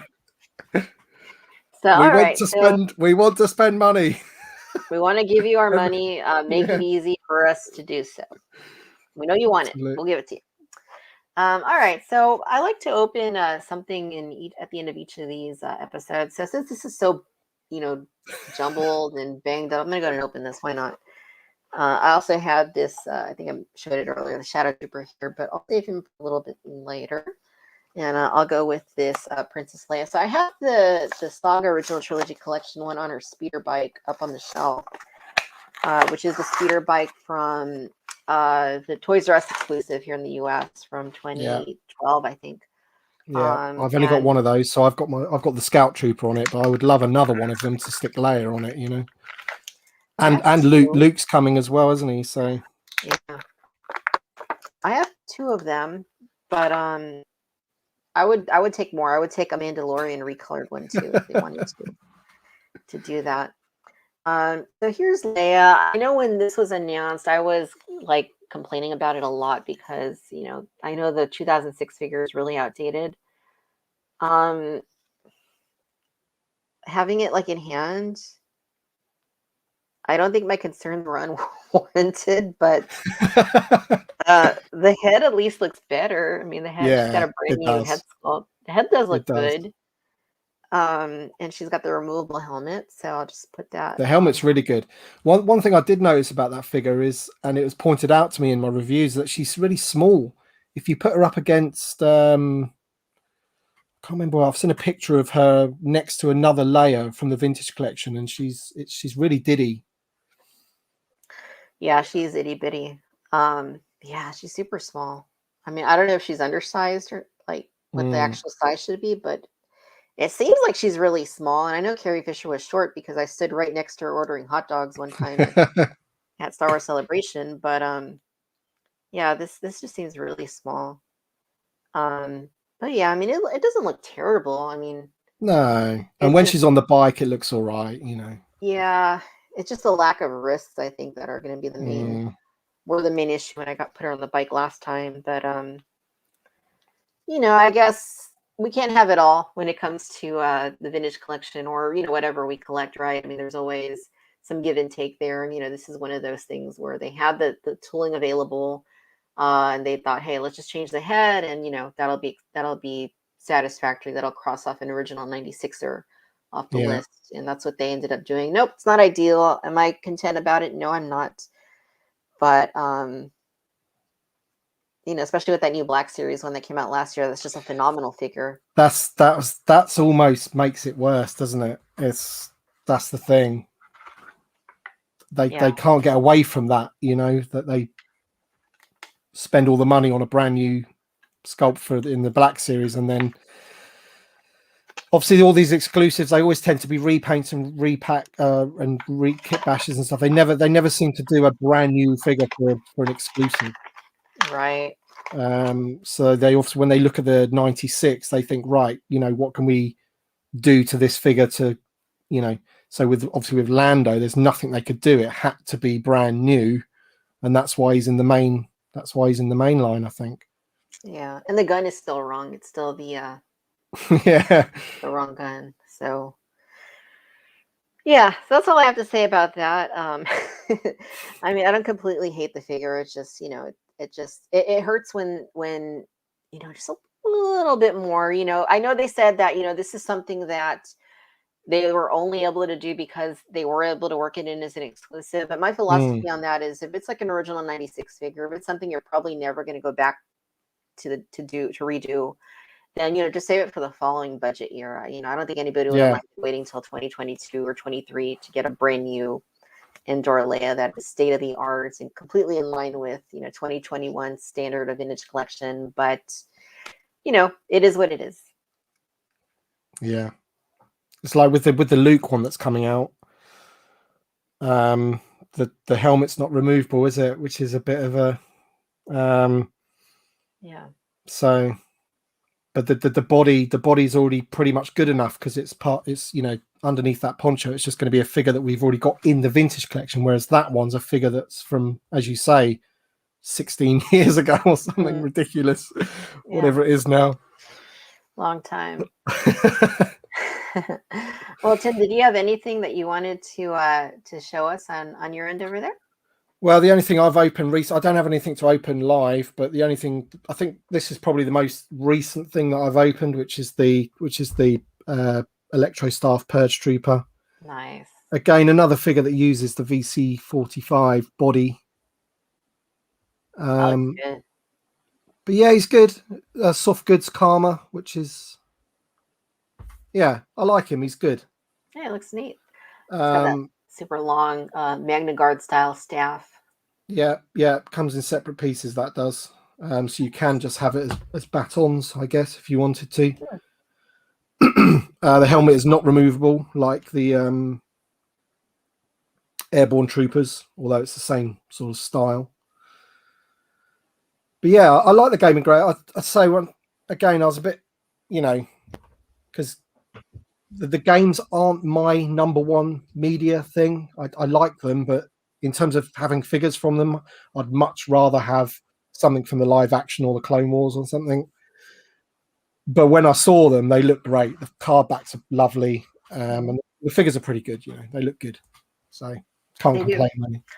They do. We still need Cal Kestis though. Yeah. We're getting all these gaming greats, and that's nice. I like seeing that, but so what do we have? We have the one that you have, the Electro Staff Trooper. There's the Scout Trooper, Shadow Storm Trooper, and Heavy Battle Droid, which are from other games. But we need Cal Kestis in the Vintage Collection. I mean, he's I'm not huge into the games either. I do tend to play most of them, at least a little bit, and I did finish Fallen Order not too long ago. And I just thought he was a really likable character. I just thought he was a really, really cool character. And I hope he makes his way into TVC, not as a gaming great, but just as like a regular release. Yeah. I think that would be a really welcome addition, as long as he has, his little droid buddy with him too. And his nemesis as well. The second sister, is it? Yeah. She looks great as well. So yeah, she does. Helmet, I think that'd be a good one too to do, like with the interchangeable heads, unmasked and masked. Yeah, would be a neat way to do that. But yeah, no. So Tim, it's been a blast. Thank you so much for coming on here and talking TVC with me. I always enjoy doing these and just seeing what's going on. I think we've had a really great conversation. So I really, really appreciate you coming on and talking with me and having cocktails. That's always that always makes it even better. So that's always a pleasure. Thank you. I'll never pass up an excuse to talk about the vintage collection. To be honest. Absolutely. It's always fun. Where can our viewers who have been tuning in here go to find you online? Primarily, my YouTube channel is Bossk's Bounty, which I do reviews of. Majority is vintage collection figures. I do content of stuff like my just general thoughts about what I want in the line and what I think's the best that we've had and things like that. I'm on Twitter and Instagram and Facebook, but most of the time I'm probably on Twitter for my sins. That's where I mainly hang out. I do like Instagram, but it's very sort of just imagery, isn't it? To post something, you have to have an image. Whereas on Twitter, you can just say stuff and reply to people and what have you. Yeah. It can be a bit toxic, but and a bit argumentative at times. But yeah, you can follow me there if you like. Yeah, absolutely. So I have put links to your Instagram and your Twitter in the description, so people can just click on that to follow you already, and on the channel that's linked there already. I agree. I'm on both platforms as well, and I like being able to just spout off a random thought on Twitter, at midnight or whenever it is. So that's you just never know what sort of replies you're going to get, though. That's the thing. Right. Totally. But yeah, no, it's been fun. Thank you again, Tim, and thanks to everybody who's been tuning in, writing your comments, and sharing your thoughts with us too. We appreciate having you here. It's been fun. And really looking forward to seeing you guys on the next live stream next week, next Friday. We'll be talking to a Dude's Nerdery, who's another YouTuber that focuses cool. on Star Wars. So we'll be talking to him next week. So Tim, thanks again. I hope you have a great night. I know it's like 1 a.m. or 2 a.m. there. It's pretty late. Nearly 2 a.m. I'm a night owl. I'm a night owl anyway, so I'm all right. Yeah, me too. Same here.